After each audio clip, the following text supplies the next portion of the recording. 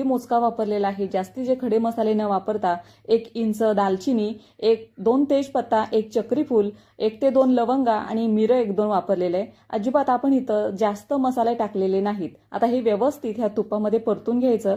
व्यवस्थित परतून झालं की मी इथं घातलेल्या आहे 2 मिरच्या, हिरव्या 2 मिरच्या इथं मी टाकलेल्या आहेत। त्याचबरोबर 10 ते 12 कढीपत्त्याची पानं टाकलेली आहेत। व्यवस्थित हे पण परतून घ्यायचं। आता इथं फोडणीसाठी अजिबात कांदा, टोमॅटो, अद्रक, लसूणचा वापर न करता साध्या सोप्या पद्धतीनं ही मी फोडणी दिलेली आहे।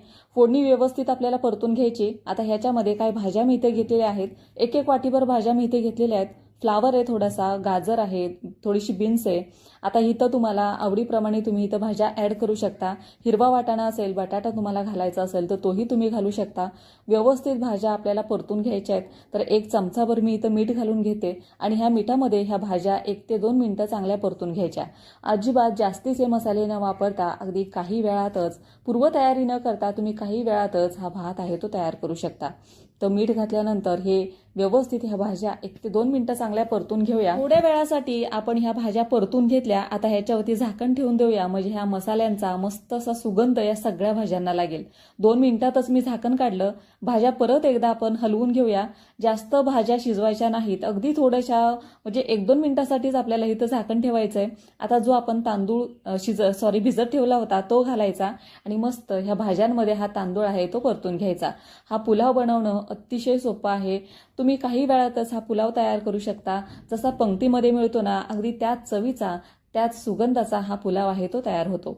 आता इथे तुम्ही दुसरा कोणताही तांदूळ घेतला तरीही चालेल, फक्त जो चिकट होतो तांदूळ तो इथं वापरू नका। बाकी दुसरा कोणत्याही तांदळापासून हा पुलाव आहे तो छान असा तयार होतो।